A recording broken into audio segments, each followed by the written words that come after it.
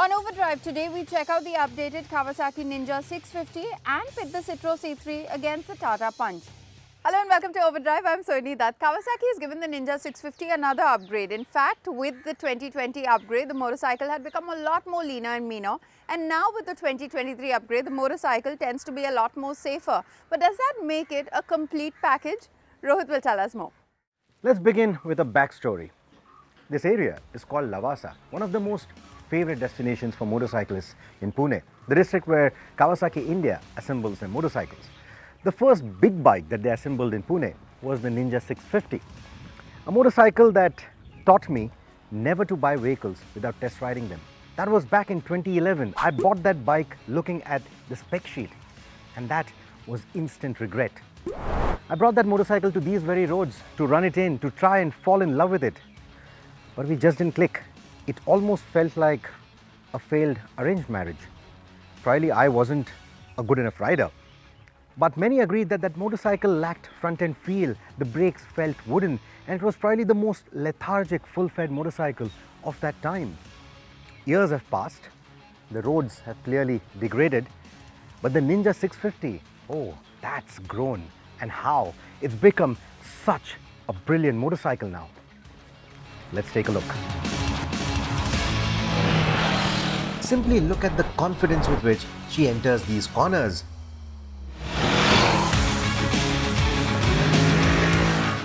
I remember how the 2011 model had me scared about washing out the front end under braking or not being able to flick from one side to another for the switchbacks. Especially this particular corner. It always felt a bit tricky, it felt a bit skittish with all this patchwork and mid-corner undulations. But this new 650 is not just sharper than all the previous Ninja 650s, it's also entering these corners with a lot more authority. And what it has up its sleeve, a new trick, is traction control, which on roads like these, which are a bit gravelly and now riddled with potholes, it gives it a good safety net. That adds to that confidence. As for the traction control, you get 3 levels of adjustability. A very alert level 2, a mild level 1, or no traction control at all. Even on level 2 of the traction control system, it doesn't feel too intrusive, unless of course you are coming over a speed hump or riding on a rumble strip. That is where you can feel the traction control working. You can also feel it in the way it delivers power or cuts power. Otherwise, when you are riding, sport riding, going around twisties, it doesn't feel intrusive at all. Even on the ruts and joints, it's not too overbearing. So it doesn't really kill the riding fun. And that's a very good thing. In fact, I think traction control was the only missing piece of the puzzle on the Ninja 650. And now with the inclusion of it, I think the package seems complete. Which means that this generation of the Ninja 650, which originally debuted in 2020, now has all new age equipment. The safety net of ABS and traction control, a more evocative styling, a compact and sharp design inspired from the ZX6R, a lighter construction which makes this motorcycle only weigh 196 kilos with all its fluids topped up, the sheen of a 4.3-inch TFT full-color display, and the added convenience of the Kawasaki Rideology app. Some would wish for upside-down forks too, but these 41mm conventional units, along with the near horizontal rear monoshock, do a fine job of tackling our poor road conditions without bottoming out, and at the same time maintain a taut feeling through the bends. So what you essentially get is a bike that feels sporty around the bends but feels as easy to maneuver in the city as a street bike, and on the highway it transforms into a comfortable sport tourer. Even the brakes see a vast improvement over all the previous generations of the Ninja 650. Of course, the front lever feel, it's a bit too spongy for my liking, but the bite is quite predictable, it's quite progressive, and that is what I like. Also, what you get is much better engine braking than before. So, in terms of the overall braking, in terms of the overall deceleration, it feels a lot more confident, whether you're riding around the twisties or even on the highway. The 649cc parallel twin from Kawasaki is one of the sweetest middleweight engines that you can bet your money on. And it isn't hard to see why it does duty in everything from this Ninja to a street naked, an adventure tourer, and even a cruiser. Now, in terms of the power delivery, how the power feels to you as a rider, it slots in between the Ninja 400 and the big ZX6R. Of course, compared to the 400 or the 6R, this is actually more comfortable because it gives you a lot more room. So if you are someone like me with a larger frame, it will give you more room to move around compared to a Ninja 400. But at the same time, it doesn't feel as big as the ZX6R, which may or may not be to someone's liking. At the same time, it doesn't feel as aggressive, as committed as the 6R.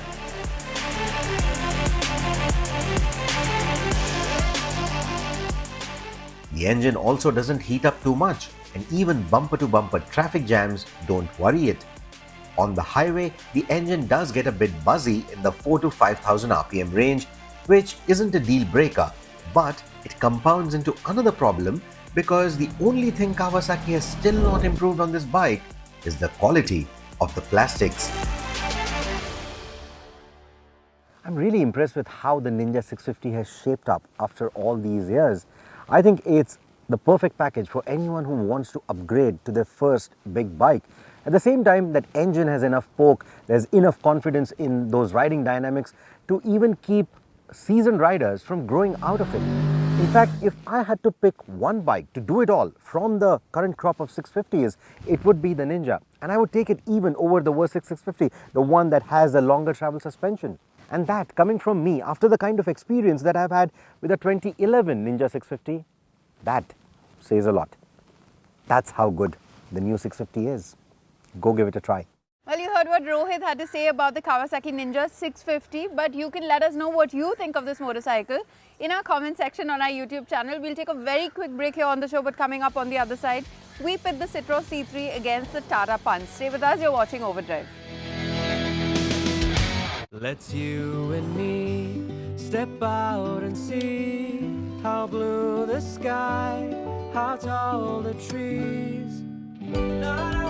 Skoda Kushaq is India's safest family car. Protect what matters. Skoda. Loan, loan, loan.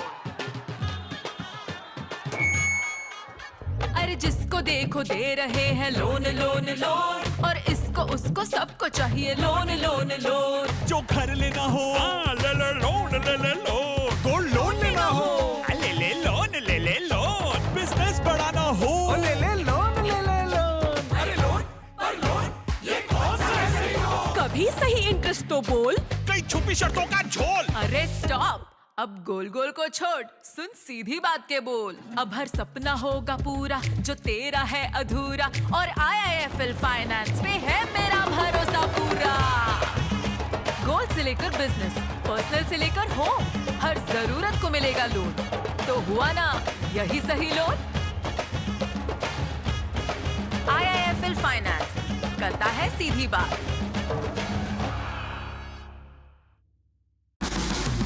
Change is the only constant in today's world. To win in unpredictable markets, beat inflation, and protect your finances from geopolitical risks, you need to build a volatility-proof portfolio. And that's why we're back with Nawab and the Wizards. Watch Ramesh Damani in conversation with influential market veterans as they share their insights and analysis of the complex world order, the future of investing, and building a portfolio for an ever-changing world. Wizards of the Street at these times. Meet global thought leaders as they share their insights on advancing gender equality. We are leading what we call She Leads Bharat, which ultimately is a movement where 1 million women will now impact 100 million families in Bharat, India, to showcase and be the template for design for the future. A mega initiative to make gender parity an attainable reality. HSBC presents CNBC-TV18 Future Female Forward, the Women's Collective. Presented by HSBC. Knowledge Partner, Deloitte. Industry Partner, FICCI. Associate Partner, Reliance Industries Limited. How about listening to global market maestros before crafting your investment strategy? How about getting deep insights into their businesses from top Indian honchos before putting your money on the line? How about making every trading day profitable with strategies from the market masters, macro pundits and chart wizards? Only one show gives you a head start to your trading day. Get ready to profit. Get ready for business with Bajar at these times on CNBC-TV18 and CNBC-TV18.com. Welcome back, you're watching Overdrive. We've reached a point now where a tight budget is no longer a reason to deprive yourself of all the bragging rights that come with owning an SUV. In this regard, the Tata Punch has been our pick, but now we're wondering whether the Citroën C3 can change our mind with its unique perspective on this matter. We've now reached a point where having a tight budget is no longer reason enough to deprive you of all the bragging rights that come with owning an SUV. Now the Tata Punch has been a pick in this regard if you have less than 10 lakhs to spare, but can the Citroën C3, which brings a new take on this segment, make a difference?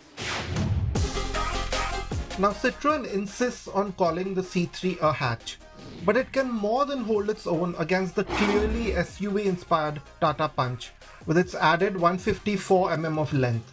And it's a handsome car with Citroën doing a great job of distilling its family face onto this more affordable package. The Punch also draws inspiration from the Harrier and Safari with its split headlamp look and the two-step grille arrangement. But both use contrasting colors to add more presence, but the Punch is beefed up further with more cladding. The Punch has a larger boot at 366 litres against the 315 litres of the C3, but both have quite high load lips, although the Citroën does carve out a flatter, more usable space.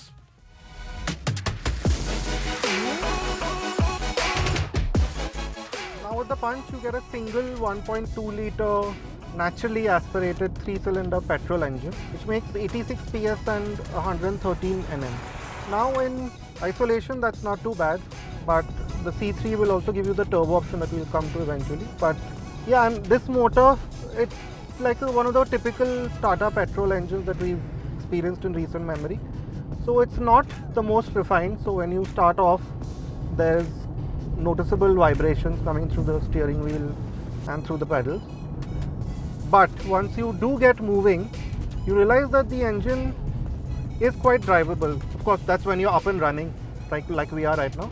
So there is a wide linear power band. So while in terms of outright pace, it's nowhere close to the C3 Turbo, it's perfectly usable in the kind of conditions you will drive the Punch in. So like you can see, we're just at about 2000 RPM ambling along on these hilly roads, which will translate into you sort of ambling along in traffic quite easily.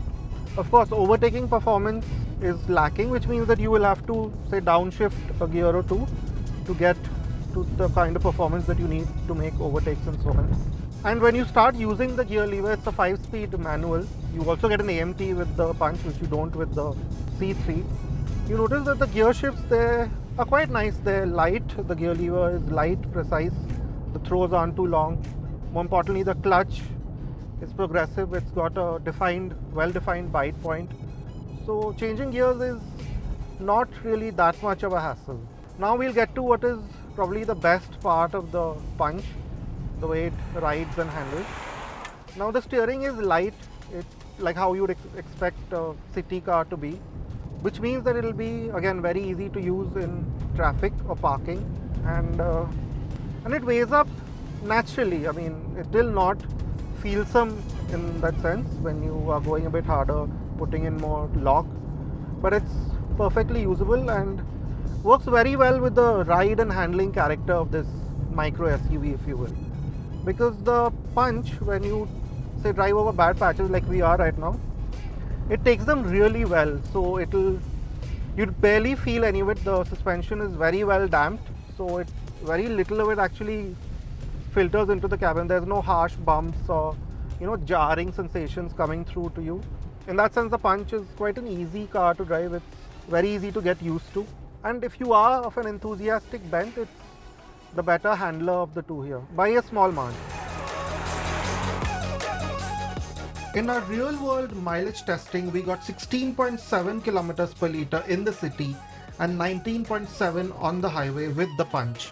The C3 is a much quicker car, but this costs in terms of efficiency, with us managing 11.6 in the city and 16.15 on the highway.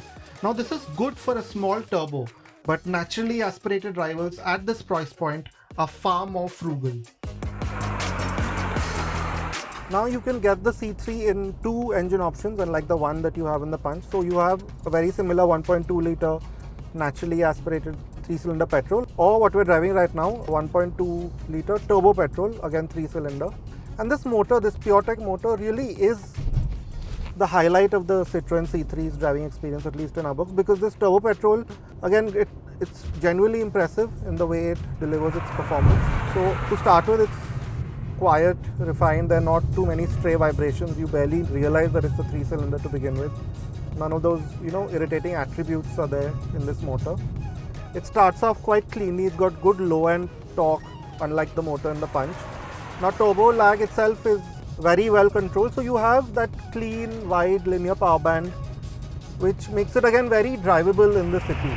Top that, you have quite a good amount of performance with the 110 PS and 190 Newton meters. And as you can see from our 0 to 100 times and our in-gear acceleration times, this C3 will keep up with some much bigger SUVs just in terms of its outright pace. Now the C3, in terms of the way it rides, it can't quite match the softness that the Punch has, especially at low speeds. So it's a bit more European in that regard typically. So you feel the bumps, those typical Indian bumps, potholes, cracks on the road, ditches, a bit more, especially at low speeds in the C3. And at high speeds, there's really not much to choose between the two cars in terms of the way they ride. Now again, the way they handle is also quite similar. We like the steering in the C3 a bit more because at least we personally think it weighs up a bit more naturally as speeds rise, but the difference is marginal. And in terms of handling, the rest of the car, again, it feels solid, it feels substantial, it will stay true to its line largely, so there are no surprises. And over a set of corners, much like the Punch, there's some enjoyment to be had. So if you like driving, then both cars here do have something to offer for you. Well, we're not done with this comparison just yet. We'll be back after this very short break to tell you which SUV offers you the most bang for your buck. Stay with us, you're watching Overdrive.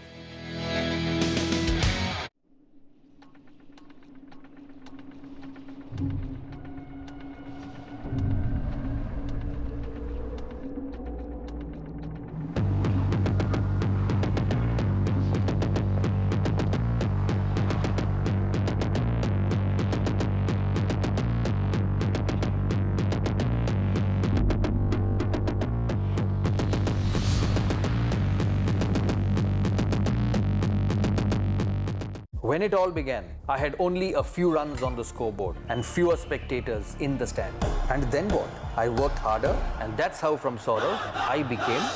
When you live up to expectations, then winning people's trust is possible. And trust results in Bandhan.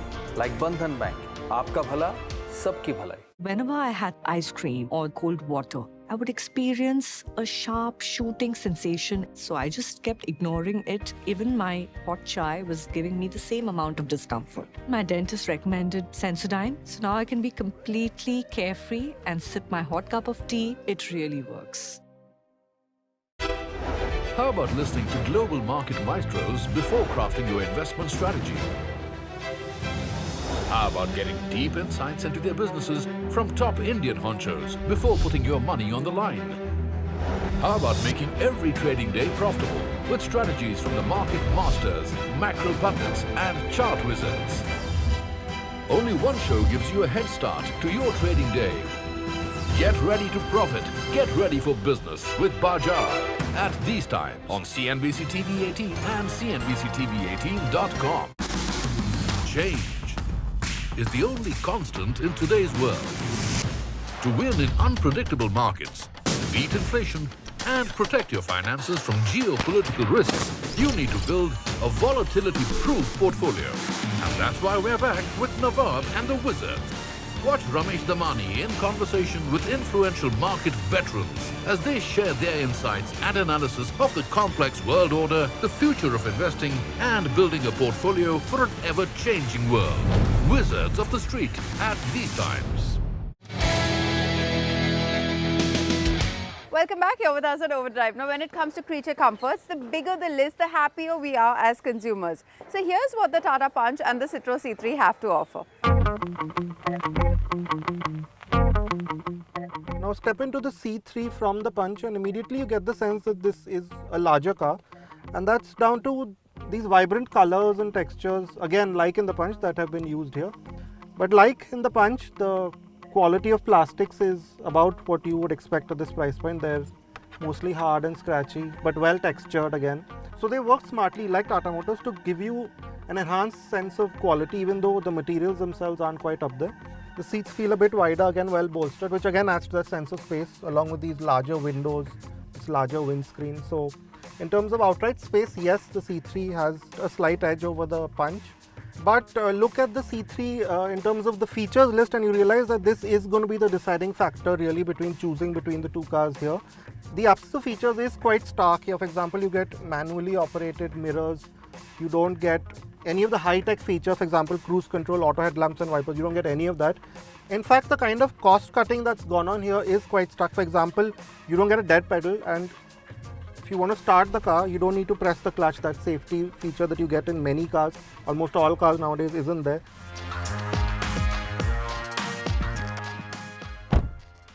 Now, once you step inside the Punch, you can't miss that typical door thud that you expect in a Tata, that strong build. And when you sit inside, you notice that the Punch gives you just that bit more of that SUV sort of feeling in terms of the way it's designed mainly. For example, these horizontal layers that make up the top half of the dash, they sort of lend you that sense of being in an SUV, and you realize that both the cars here are built to a price. For example, these panel gaps aren't quite, consistent here. But again, there are other touches, for example, the way this AC vent functions or the way these switches function, which are a touch more damped, a bit better feeling in terms of quality than in the C3. Now coming to how the seats feel in the Punch, you notice that the cabin doesn't feel as wide as it is in the C3, even though the Punch is a wider car, and that's largely down to those seats. They are a bit narrower than the ones in the C3. So if you are a wider adult, then maybe they aren't the best fit for you, especially with these heavily bolstered sides. Now where the Punch really scores over the C3 is in the sheer amount of gadgetry that's on board here. You get connected tech, you get Watt 3 words, navigation, you get some nice sounding Harman audio, you get climate control, you get auto headlamps and wipers, you get cruise control, and you get this partly digital instrumentation, which usually we aren't big fans of. But here at this price point, it does make a lot of sense with the sheer functions that you can control through here, a lot of information available to you quite easily. You also get drive modes, which is another big addition at this price. So yeah, in terms of features, the Punch really has it over the C3. But yes, the C3 is still the more practical car in terms of thoughtful storage spaces. Now getting into the C3 isn't as easy as in the Punch, mainly because this opening here is quite narrow and there's a high sill, and the doors don't open obviously to the 90 degrees that the ones in the Punch do. But once you're inside, there's quite a big difference in the sense of space between the two cars. You have this theatre style seating which really helps. You sit quite high up, higher than these row of seats. The windows are large, so you get that sense that you are in a car which is quite a bit larger than the one in the Punch. But again, you notice that the middle passenger will be slightly hampered because there is a big hump here. So in terms of placing their feet, there is a problem, even though that big difference in wheelbase shows in terms of knee and leg room. The Citroën is significantly longer and that shows. And in terms of seats, the seats themselves, they are a bit flatter than the one in the Punch. They don't feel as body hugging as the one in the Punch, which is a bit of a drawback. Now, like in the front of the C3 where safety is a big attribute, here it's a mixed bag. You do get two USB ports which the Punch misses out on, which is a big miss. But again, the power windows are centrally mounted, so they're not that easy to reach. And the cup holders here, quite unlike the ones in the front, they're tiny, just enough for one bottle. So yeah, it's a mixed bag in terms of practicality in the back seat of the C3. So there's no dimming rear view mirror, no rear washer or wiper, no ISOFIX child seat mounts or a rear camera. You don't even need to press the clutch to start the car, which is a genuine hazard. In contrast, the Punch carries a 5-star Global NCAP safety rating with all these features present.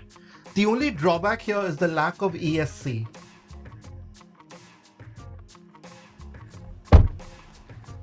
Now stepping into the Punch is a lot easier than in the C3, mainly because of these 90-degree doors that are a big talking point with this Alpha platform of Tata Motors. And the seat height too, the hip point is quite high and this opening too is quite large. So getting in is not an issue at all. The door pockets are large too, unlike in the front, so again that's a positive. And you notice that again it's a very comfortable space to be in. Of course, in terms of knee room and leg room, the C3 has the edge because of its much longer wheelbase. But otherwise, in absolute terms, you have great underside support. And it's nice that you get a center armrest here because look at this, you can place your arms at an even angle. So it's very comfortable. There's a flat floor, so if you do carry a fifth passenger, they'll be happier in the Punch than in the C3. The C3, in true Citroën fashion, brings a fresh take on an affordable family car. It's about as good as a car in this price range can get with its looks, space and driving feel. Had it been better packaged or fully lived up to its no-frills brief in terms of price, the Tata Punch would have had a tougher job. As it stands, the Punch offers more of what a new or cost-sensitive car buyer might want with its long features list, a touch more SUV character, good efficiency and competent driving dynamics. Well, that's it then from us on this week's edition of Overdrive. But remember, you can stay in touch with the team through Facebook, Twitter as well as YouTube, and you can follow our latest updates on Instagram. We'll see you next week. Until then, goodbye and many thanks for watching. दीदी नौकरी लग गई अरे वाह